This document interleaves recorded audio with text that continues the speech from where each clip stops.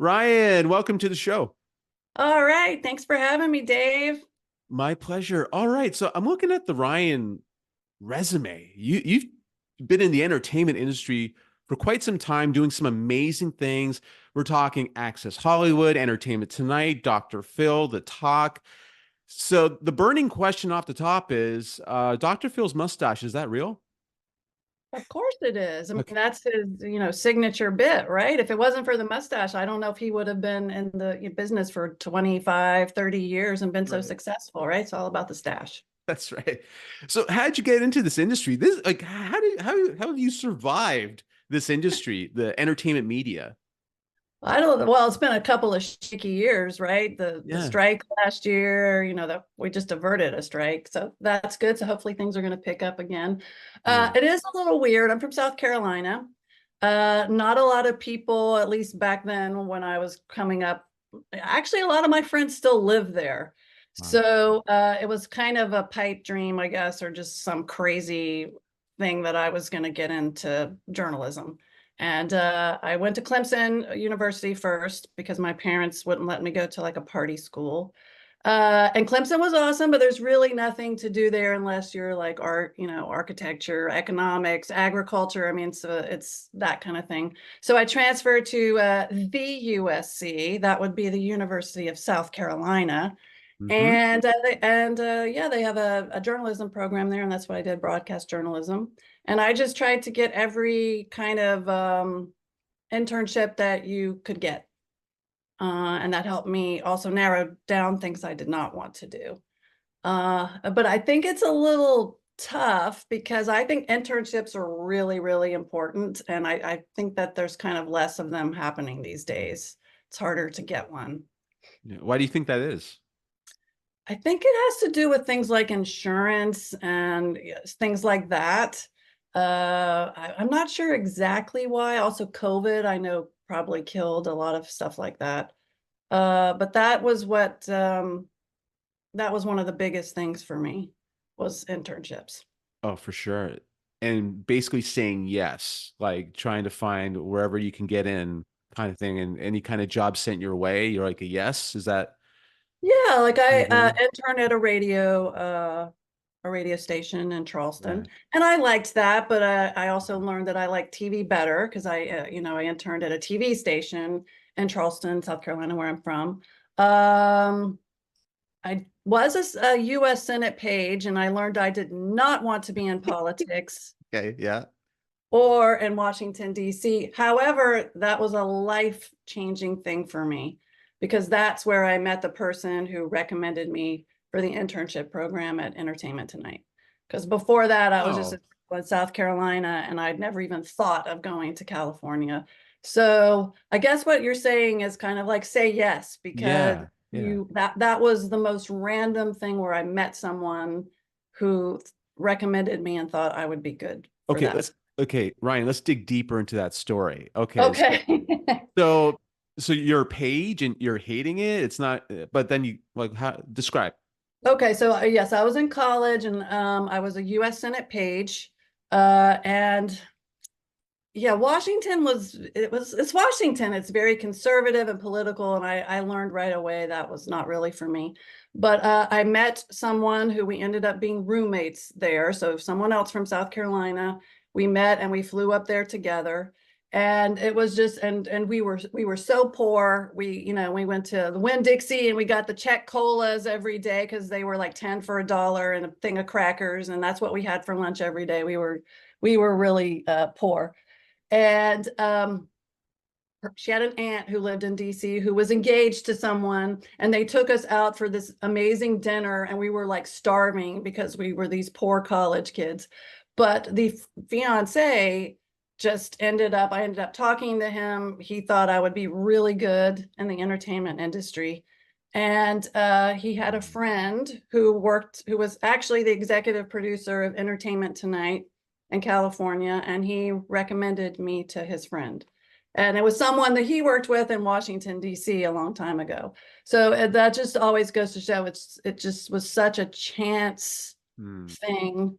The lady took us out because she felt sorry for us because we were starving. Right. And that one dinner changed my life because Oh I my. never even thought about coming out to California. I thought maybe I could, if I was going to make it big, I'd go to New York, something like that. But I came out here, I stepped off the plane, and I was like, this is it. I love this. What, you know what? Good for you for taking that leap to being a page in the first place. It may not have been something that you wanted to do off the top, and it's a great lesson, right? I know it's happened in my career where you worked a job you did not want to do, but it Yeah. led to a place that you eventually wanted to be. So good on you. That's the lesson right there. So Yeah. I hope that, other people kind of are open to things like that as well. yeah, it's interesting because nowadays, you hear about millennials, Generation Z, and all that sort of thing. Like, they get this bum rap that they don't want things hard, kind of thing. And I know there's the generation out there, those generations, they're like, what, they're smart enough to know what, maybe you're not going to get that really awesome job off the top. You work a little bit. You never know what breaks can happen. Like you, just take a chance. Good on you, man. That's awesome. Oh, thank you. Awesome. All right, so you step you step off the plane in California Yeah. and you're digging the weather. It's not bad. See palm trees. Yeah, all good. Right. And so Entertainment Tonight, that is like a heavy duty freaking franchise show. And what was your role with that? So I have to say, like back then, even it was a much bigger thing than now, because now there's, TikTok, and I mean, people go to their phones to get the news. But that was a thing where people sat down and watched whatever was happening in entertainment. So it is kind of that was a big deal, and it had a lot of clout. And you could just say, oh, I worked in entertainment at the time. People are like, what? Oh, wow. Of course, I was an intern, so I am in the 100-degree basement pulling tapes. There were actually tapes then, and helping all the producers and all that kind of stuff. So that was, I'm trying to think how many weeks that was. It was a summer program. I actually had to work hard with my school to get credit for it because they wanted to make sure I was doing actual work. But my first day there, I walk into the office, into the reception. It's on Paramount lot. So it's already like this history everywhere and really cool. And there's Lucille Ball's office, and here's where they shoot cheers and all this kind of stuff. And I walk in, and there's confetti everywhere, and people walking through with champagne bottles and just craziness and balloons. And it doesn't even seem like there's someone at reception. And this guy walks through, and I found out later he's like the EIC executive in charge. He was a big deal. And he's like, oh, can I help you? And I had come in on the show's 2000th episode, which was a big milestone. And Mary Hart, who was a big deal at the time, was getting her star on the Hollywood Walk of Fame. So basically, they're like, hi, it's your first day. Come with us. Get on this bus with us. We're going to Hollywood Boulevard, and we're going to get her star on the Walk of Fame. So that was a very interesting beginning. And it was fun. It was a life-changing thing. I mean, yeah, I did a lot of real grunt work. It wasn't anything like go get this person's food or, take their car to get it washed. It wasn't anything like that. However, it was that tape library. It was one of the biggest tape libraries in the world. It was in the basement. It was very hot and dusty down there. And we were always pulling tapes. And for years after that, I would have nightmares about tapes being lost tapes and finding tapes and all that kind of thing, because that was a real thing. Like if you couldn't find a tape, I mean, this thing's not going to get on the air. So high pressure. Yeah, it was. I mean, we were just interns, but it was a big deal. And then sort of the treat, I guess you would call it, is we would get to go on shoots with the field directors. And because I'd never seen anyone famous before. So that was cool. And they had to kind of divvy that up because everyone wants to go on the field shoots, but you have to kind of have a trade-off. You work and then you get to go on these cool things. So that was really fun, and it was a great summer. And I learned a lot. I mean, even just dumb things, because this was before, you could just plug in something in maps and go somewhere. And South Carolina, I'd never even heard of a Thomas guide. And so someone gave me one out here, and I was like, oh my gosh, because we had to find our way to all these shoots.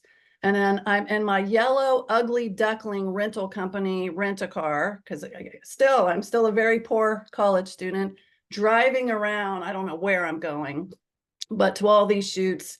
And just even simple things like that, just learning about getting around in a huge city where driving is crazy. And just being responsible, lots of responsibilities. Right. But thrilling, no?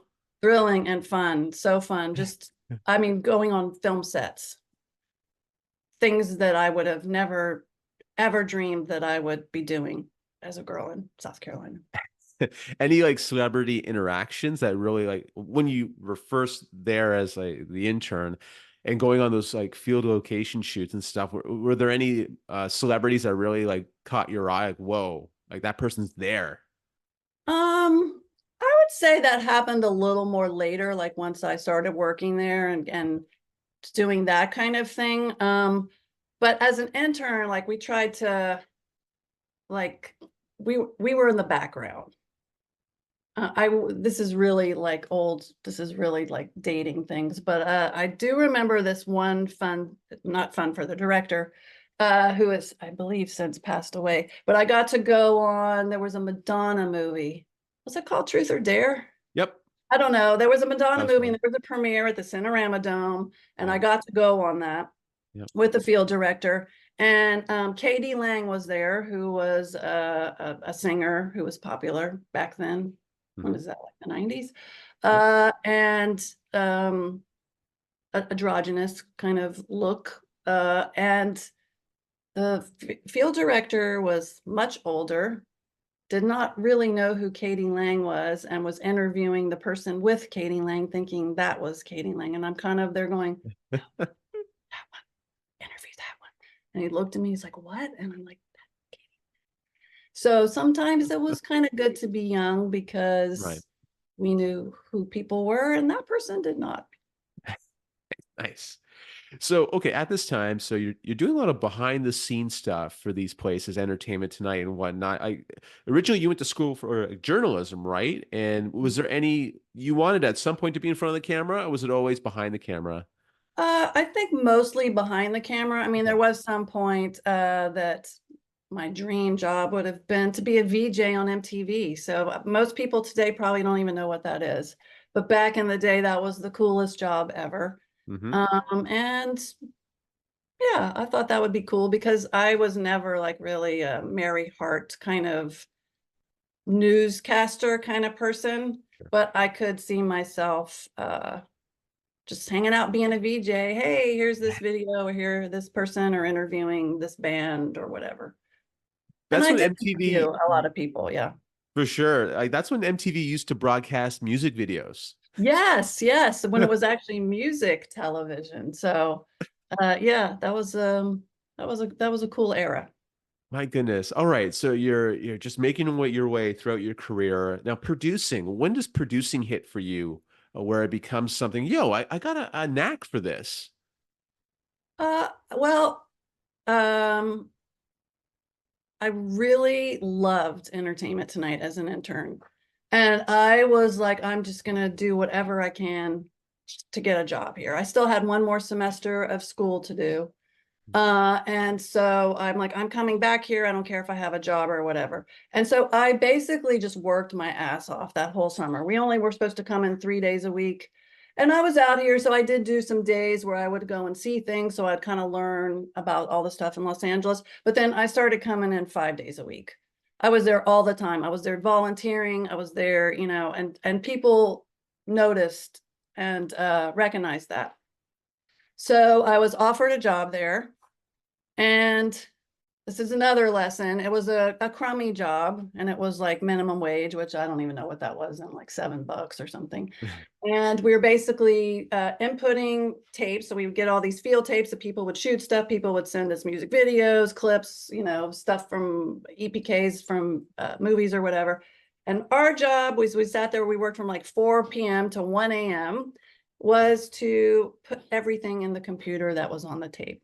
Wow. Now, not a great job. However, what I learned from that was the beginning of me learning to be a producer, because the producers who worked at night They had shifts. I mean, they were cutting stories all the time at Entertainment Tonight. It was a factory, and it was always going. I think they had Christmas Day off and Thanksgiving, and that was kind of it.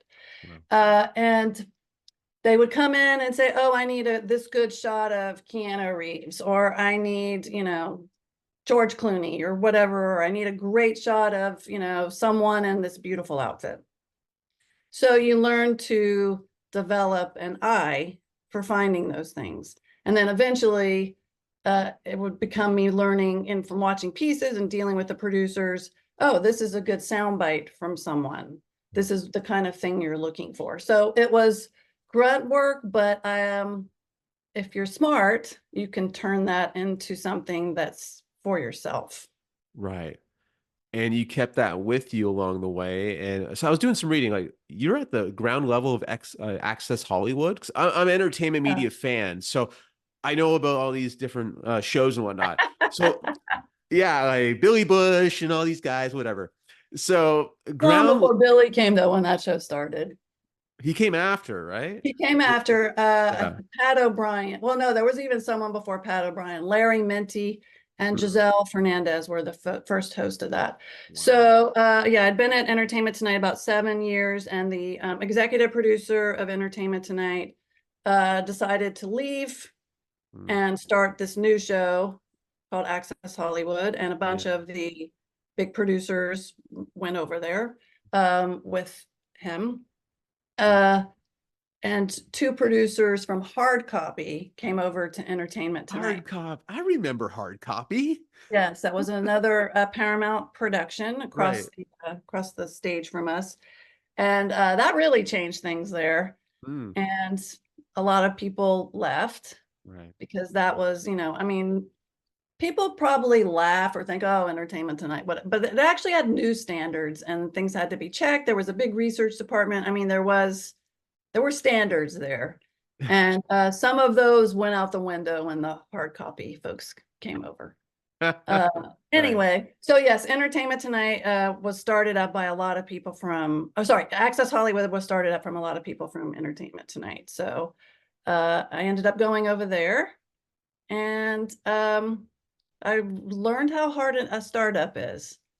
It's Right. very hard. I mean, you're going from basically, we could go on any shoot anywhere and be like, "Well, we're Entertainment Tonight. We are first on the red carpet at any kind of premiere, anything, we're first." And then now you're coming in and you're the show that hasn't even premiered yet. And people Mm, were like, "Well, what is this show?" mm. And you're at the far end. But we're fighting because our producers, people know them, they've worked with them to get us to at least be second. And then eventually it became that there would be sometimes we were first, and then sometimes Entertainment Night Tonight would pull out if we were first. Right. So Ryan, let the audience know like how competitive the entertainment media industry is. Like the red carpet, like who's going to get the breaking the right story. This is before TMZ and what they did, and they disrupted Yeah. everything. Talk about how competitive it was to get stories back then. Yeah, it was I mean, it was like hard news just of the entertainment nature. So you were fighting for things, you're fighting for exclusives every day, all the time. And that goes up to the top. The executive producer is talking to agencies and agents, and we want to get this person only, or if we all have to shoot Tom Cruise this day at this junket, then we want something special. We want an extra clip. We want to be able to air ours the day before. I mean, that kind of stuff still goes on. There's jockeying of who's getting what when, but it was just a different time. Like you said, TMZ, those other things came along. I mean, Mm. this is really even before like reality TV kind of stuff. So it was Entertainment Tonight, then Extra came, and then Access Hollywood, and it was like this all the time. Yeah. Yeah, I was consuming all those shows back then. My goodness. All right. So when you're at Access Hollywood, is this when you're getting more of an opportunity to produce, like hone in those skills? Well, I came in, oh, by the time I left Entertainment Tonight, I was in the DGA, I was a field director. So I had become that job that where I would bring interns with me on shoots. Nice. Okay. So that was interesting, and I loved being out in the field. However, I was also getting burnt being in the field because while it's fun, every day's different. Also, every day's different. So Mm, one day you're in Long Beach at 6 in the morning. It just got to be a lot. right. However, I did go over to Access Hollywood as the senior field producer or something like that, with them knowing that I wanted to move on and do other things. And that did not take long to happen because there was a guy there who was producing the weekend show, which was an hour show every week. And those shows were going to be theme shows like Hollywood at Home. And it was a whole hour of us going to this person's house, or this hour of the summer blockbusters, or whatever it is. So it wasn't like Entertainment Tonight's weekend show where it was just kind of a rehash of whatever was going on that week. But it being a startup, this guy kind of got pulled onto the night show a little more, and I was just kind of thrown into this. So within 4 weeks, I'm like helping him, and then within those 4 weeks, then I'm starting just to do it myself, and then kind of going to him for questions and things like that. I mean, he was always involved, but it was just one of those things where it's a startup and it's like all hands on deck, and whatever you're needed or you need to do, that's what you do. So that's how I started producing a show. So that was Beautiful. an hour-long weekend show, and that's I started doing that with him. Were you And nervous doing the producing for the first time? um, no, he was there. Okay. And you realize, wait a minute, I have cut hundreds of stories and packages. I know how to do this. Yeah. Yeah. Awesome. All right. So you've been a producer for a while. You're at the talk and great things there. Talk about what someone would need skill wise to be a good producer, especially with like a daytime kind of show, daytime talk show. I think there are things that you would need for a lot of jobs. Okay. Good communication. I'm still amazed by the lack of communication at almost all places. Mm, It's even some of the most well-run places. Like the talk is very well run, but it is interesting to me coming from other places. It's just run in a different way. Um, like at Access Hollywood, I probably got 700 emails a day. And here at the talk, I don't, they just don't send out emails like that. So it's just a different kind of thing. right. Uh, at Access, I mean, it's also a different animal. The talk is kind of more water cooler topics or parenting things or relationship things people are talking about, where Access Hollywood is still news. So that's one Right. reason you're getting so many emails, is that you have all this news stuff coming in all the time. And part of that is, another tip is, being organized. You have to find a way to keep all of this organized. You have to know what's going on. You have to be on top of things, whether it's your news or it's your daytime topic or what's going viral or whatever. It's being in the know, being organized, communication, and be a good person. They Be a still good person. exist? There's some out there. Yeah, sure. Okay, okay, it's good. So, how do you stay organized? Like, do you have apps that you use? How do you stay on, spin all those plates? Uh, I just started making a lot of folders. Super Bowl week, anything that was Super Bowl and this started months ahead of time was all in my Super Bowl folder. And then Mm, I could just go back there. I can't, some people, I work with some people and they're like, oh, look, I have 5,000 things in my inbox and 3,000 aren't read. And I'm like, oh my gosh, that is like my worst nightmare. Everything just goes in a folder, and I just try and stay organized like that. So it's there, or my field shoots or this, or all my scripts are in one thing. My assignment sheets are in another thing. I just know right away I need to put it in there so that I know where it is and it won't get deleted or lost. got it. Was there a moment like earlier in your career where you weren't organized and it burned you, so it made you want to be more organized, or were you always like this? I'm pretty type A, Okay, got it. pretty type Understood. A.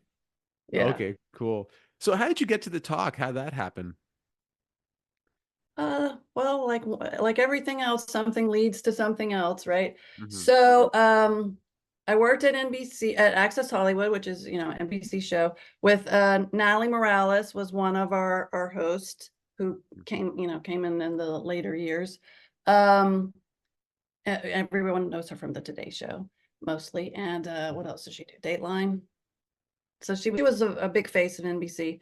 And she came in and she did the live show. So we worked together every day, doing the 1 hour of live TV. And she ended up leaving, but we kept in touch. And then she ended up at the Talk. And then just a lot of stuff happened. The COVID, the strike, all these things happened. And I found myself freelancing, and I found myself back out in the field.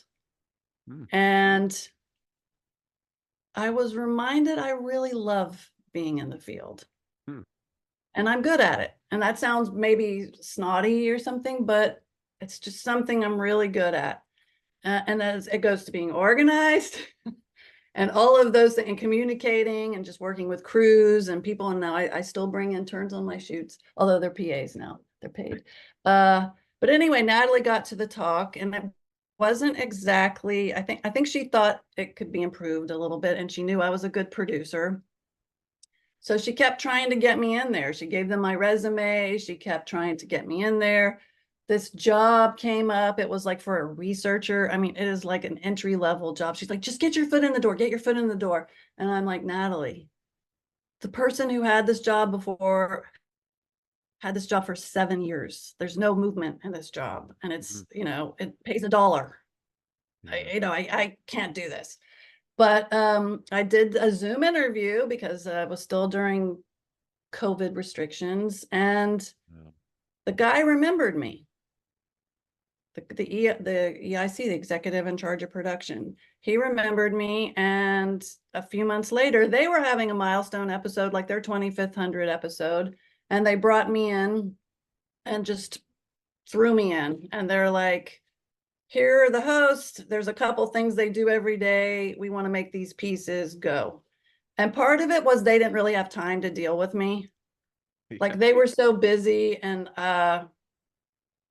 it seemed like they were kind of short-staffed. I don't really know. So I just kind of had free reign to cut the pieces the way I wanted, and I shot them. And I mean, they made changes, of course, but that's how I got my foot in the door there. And then they just decided to keep adding these sort of field shoots, and that's what I did. So then they did this series for, Asian American Pacific Islander month. So that was, 5 stories right there, one for each of the hosts.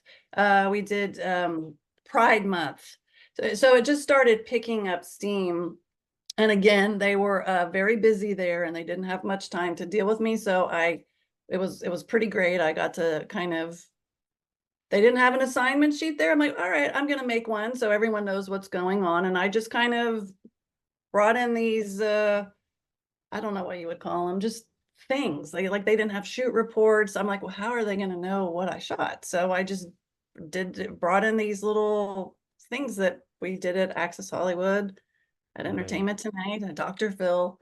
And so it just kept growing and growing and growing until it became a full-time job. So you're just taking initiative, like you're seeing the gaps and you're just applying past knowledge from past jobs to that talk job. And yeah, look what happened. Like, good for you. Like, you just, instead of sitting on your thumbs, Ryan decides to go do something and make things better. And of course, other people are going to watch that, like your bosses, and they'll take note. Like, this girl's valuable. We got to keep her around for longer. So good on you. That's great. Oh, thank you. Yeah. So do you still do field stuff today? Like, what is your specific role today as a producer? Yeah, I do. So we're on summer hiatus right now, but like right before we left in May, we had another series that was First Jobs. So I went and that one, I had a producer who used to work at Conan, who knows how to do all the producing stuff. So we were great working together. I love working with him. Sometimes someone's just like, okay, here's the person's name and their email and go. this guy, because he worked at Conan, he set things up way more. Like he would go scout the things. If I had time, I'd go with him, but he would go scout the things, make sure they were great locations, all that kind of stuff. But like for instance, for that series, Cheryl Underwood, who's been on the show since after the first season, her first job was at Pioneer Chicken, Nice. which used to be a much bigger fried chicken chain, but now there's two left here in California. That's it. So we went and she went back to work, uniform, did the cash register. She did all that. So that was what that week-long series was. And they get me to do other stuff too. Like we got there were new executive producers this year from James Corden. Yep. So they're trying different stuff and doing like little more skits and more little comedic things. So for them, I also have just started helping shoot and edit some of those kind of things. Right. So it's just bringing in different stuff. They'll just be like, hey, let's get her in here and let's get her to help us with this. Sure. So at the talk, is it like a set schedule for you? Like it's like 9 to 5 kind of thing? Like what does that look like? Sometimes, but sometimes Okay. it's not. Uh, just because of the nature of me shooting with the host Mm-hmm. when they're not working. A lot of times that means I'm working on the weekends because Mm. that's when they're available. Or Fridays, we work from home and we just have a Zoom meeting. Okay. I find myself working a lot on Fridays because that's the day they're shooting shows. So Right. sometimes I'm usually, there at the same time most of the days, but then there are those shoot days. Right. So would you say, is it fair to say, because I used to work in sports media and there was a lot of sacrifice. You're working holidays, weekends, nights. So with you in entertainment media, I'm assuming something similar. Not at the Talk. At Okay. Access Okay. Hollywood, Entertainment Tonight, any of those kind of shows. Oh, and Dr. Phil. Dr. Phil was your all the stuff you're shooting is on the weekend. It What? is a very interesting schedule. He could get away with Because that? they would fly in the people, the people with the problems, and then they would have to get them over, all those little things you shoot with them, like Mm. the confession style interviews and all that. That's all done on the weekends. Dr. Phil, man, that's not cool. Well, not for him. He worked like Monday, Tuesday, Wednesday, because that's when the shows tape, or maybe Thursday. I think he had a 3 or 4 day week. What a So jerk. yeah, that was very interesting because you had to jam to get all that stuff done for like the Monday show. So Oh that you were no. always working weekends. I mean, and I was freelance there, but I was like, I don't know how these people do this all the time. Oh my It's God. hard. Okay. The Talk is not really like that. I mean, it's not really a news show. Hmm. There aren't people really talking or working that much on weekends. I Right. mean, they do have some sort of like news team meeting with the executive producer, something quick on Sundays where they kind of talk about what the topics might be the next day, but it's just a whole different animal.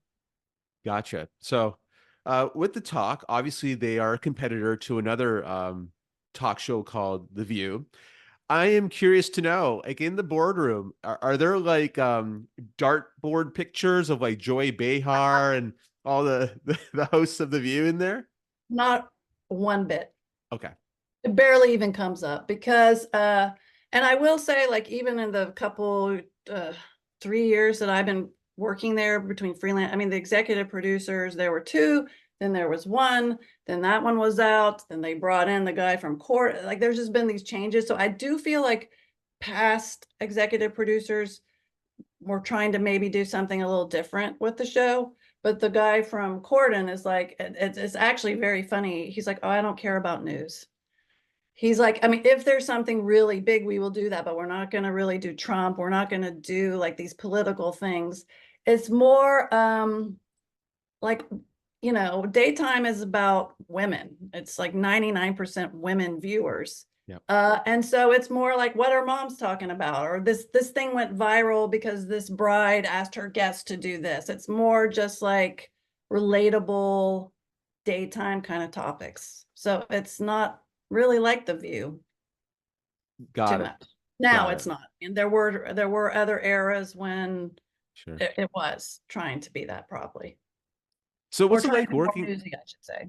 Got it. Got it. So what's it like working at the talk? How are the hosts? Like, how are the behind the scenes people? Is it a nice atmosphere? It's the nicest place I've ever worked. Like, I kind of couldn't believe it when I got there. Uh, Really? when I was a freelancer, I didn't have an office or anything, so they would be like, they would text me, "Is it okay if I call you now?" And I'm like, "Yeah, that's my job. Call me." Like, I'm just it's okay. We're working. I'm here. You're paying me. You just call. That's what I'm Right. here for. I mean, they're just really, really nice. Hmm. Um, the last week of our shows, my kids were out for summer break, and they had never come to see a show taping. And so my husband, and he had never been, came to a show taping. And my husband also is in the business, and so he kind of knows how things work. And so he's in our office, and he's like, "So it's really like calm and chill in here. Is this the calm before the storm?" And I'm like, "No, it's always like this. It's just not. It's a different atmosphere. It's not like Access Hollywood, where you got to make, the feed, you got to make your satellite time, whatever. Those are some really old school terms, but there was Right. definitely more of a time pressure at those kind of shows. And this show's live every day, so there is, but Yeah. it's just not the same thing. It's not like that. Oh, okay, that's great to hear because I know what it's like to scramble to get stuff to air and what you've Without a described. black hole. Oh my God. So I get you. I'm glad that you're now in a different environment where it's not that crazy. So that's good. Good to So hear that. sports, you understand. Sports is Absolutely. It was nuts. And you So, were asking about the host. I do want to say one thing. yeah. Jerry O'Connell, because people are like, is he really nice? Yeah. He knows every cleaning person on the lot. He knows every security guard. He comes through the office every day and says hi to everybody. He Good. introduces himself to every PA. I mean, so those hosts on that show are really, really nice people. That's amazing to hear because that does not happen all the time, Ryan. It doesn't. And there's five Yeah. of them. So there's a lot of room for some assholes there, but Yeah. it's it's not really that kind of environment. Okay. That's good to hear. So, some sad news. Like I read that this will be the upcoming season is the final season for the talk, Yes, yes. So 15th season. they're adding a soap opera and to CBS. So the soap opera is taking our time slot. Oh my God, really? So yes, we are very, very sad about that because I mean, they just brought this guy over from Corden, and he was making changes, and I kind of wanted to see how these changes would play out. Because Mm. in the first year he was there, he brought the show up from seventh in daytime to third. So the host got their first host daytime Emmy nomination with this group of hosts, ever in these years. And so it seemed like there was some, momentum. There were some good things happening, good changes, and yeah, I'm sad it's not going to really get to play out. Is there any way the talk can have like a post CBS life elsewhere, like streaming, like somewhere else, or Maybe, but it's a pretty expensive show to do to be just on streaming. it's a talk show? What are you talking about? Yeah, but Expensive. there's five hosts. Each host has their own Take some pay cuts, guys. Come on. hair and makeup people and the Oh, wardrobe. I mean, there's a and on this one being on a lot, it's a union show, so oh, it's okay. it's a lot. Got it. Okay. Well, you know what? You guys just do the best you can to make it the best season possible, and you never know what can happen. I'm sure other opportunities will pop up for you for sure. Like, have you thought about? I'm sure you have. Like, after the talk, like, what are you Yeah, thinking? Like, yeah, I'm not really sure yet. It seems like the world's kind of shrinking with these kind of shows, you know? I yeah, mean, there's still Access Hollywood Entertainment Tonight, but most of those places, they're shrinking their staff. They're not really, and people have been there for years, yeah, years and years and years. I mean, the guy who's the EP at Access Hollywood right now, he started out as a camera guy, but he's been with that show all 30 years or whatever it is. So the turnover, I mean, people used to like reach out to me all the time. Hey, any jobs? Here's my resume. And they just don't leave. And the right, same was true at the talk. That's why it kind of took me I mean, no one leaves. right. Okay, so let's talk. I wanted to talk about this, like the future of the industry. Like, there's a lot of disruption. Obviously, traditional television, cable television, they're being disrupted by, streamers and the internet, that sort of thing.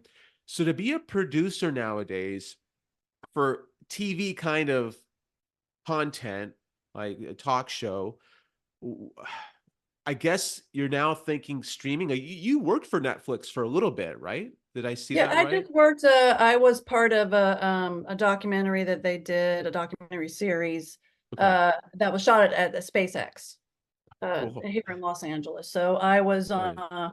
I was just shooting. I was part of a team shooting round the clock to Hmm. get this. It was when they, it was anyway. It was a mission with civilians. Got it. Okay. Basically, what it Right. was. They trained these regular people to go up there. So, and you know what? That's sort of how I got back in the field. Really? Yeah, so I got that job and I was like, "Oh, yeah, I haven't done this. This is Right. good." And then that job turned into Dr. Phil. Just weird.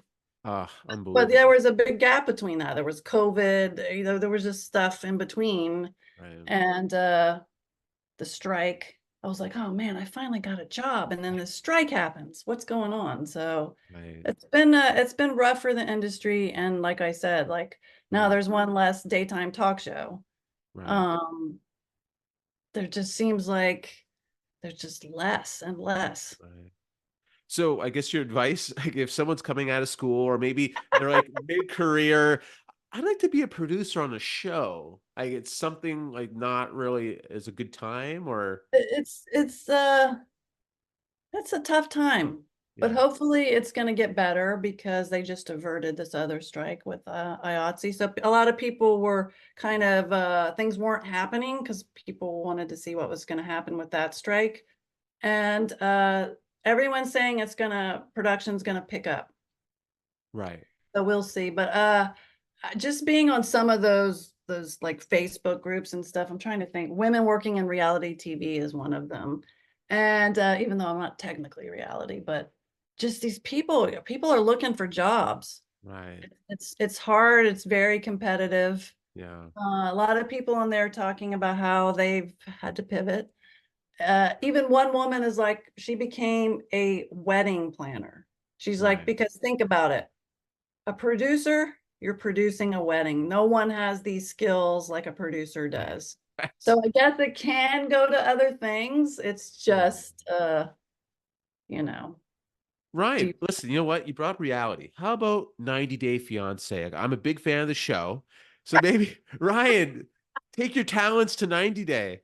okay, I'll have to go there. I mean, my thing that I say is if you can work at Dr. Phil, you can work anywhere. Because I mean, you're interviewing people with problems. Yes. And these are regular people. And so it's not like you're sitting there with, J Lo or someone who knows how to give you a soundbite and knows what they're going to say. These are people who have probably never been in front of a camera like this and being interviewed. And so I'm like, you know what? If you can interview the people with problems on Dr. Phil, 90 Day Fiance is probably a piece of cake for you, right? It's just getting the job. I could see it. I could see Ryan on set. Okay, she's in the field. This is the scene, Ryan. Okay, there's a woman and a guy at a table. They're having dinner. She finds out that he's cheating on her. Then you can instruct the woman to get the drink and like toss it in his face, right? I did not do that at Dr. Phil, by the way. They are very Okay. much about like it being authentic. Like Okay. you would never ask someone to do something that they wouldn't like. I don't know if 90 Day Fiance has those rules Right, right. or not, but Okay. yeah. I did shoot a shoot. I did have to shoot a date shoot with Cheryl Underwood, one of our hosts. Okay. The Drew Barrymore show put her on a blind date with one of the guys from the Village People. Good Lord. Really? Yes, yes, really. Okay. And that was the date that I shot. It aired. It aired on TV. Sounds like it was funny. No? Well, Cheryl makes it funny, and we also made it funny in editing with music and Okay. smiles and things like that. Uh, Um, but yeah, so Ryan, okay, so it sounds like within the industry there's instability, and so like you're talking about transferable skills. You're talking about the wedding planning, stuff like that. What about for you, movies producing? Like, can you elevate, go to a different like medium that way, or no? And those kind of things are all about who you know. Right. So if you know a lot of people in movies, the one thing that's also sad about who you know is like, I worked with people, like there's a guy that I worked with, and he's like the producer of a couple of game shows. And so I've reached out to him in the past. Okay. Now, the problem is, even though I know that person and he has a lot of power, he hires the same people every time. So, I mean, that's what I've seen at the talk. It's the crew that works there has been the Mhm. crew for 12 years. And they are kind of, some of them have told me they're freaking out because they're like, this is the only place I've worked. I Wow. don't have a lot of contacts to go out now and start being the stage manager for this or that or whatever, or the audio person, because I've worked here Right. for 12 years. So, I mean, I know someone at the Television Academy. They're like, oh yeah, they hire the same person every year who produces the Emmys. They hire the same, it's a team. So Right. that's kind of a hard part of it too. Yeah, Mm. you know people, but then they can, if there's no job, there's no job. Yeah, it's interesting 'cause I could see how it could get really tough because if you specialize niche to a certain part of the industry, like say you're just, like, entertainment shows. And yeah, I could see how that could hurt you if you try to expand and find out Yeah, that's jobs true. I elsewhere. mean, Yeah. yeah, even though I've done a lot, like when I was at Access Hollywood, we produced cooking segments, all these kind of Mhm. things, but cooking shows still want someone who's had way more experience than that. Got it.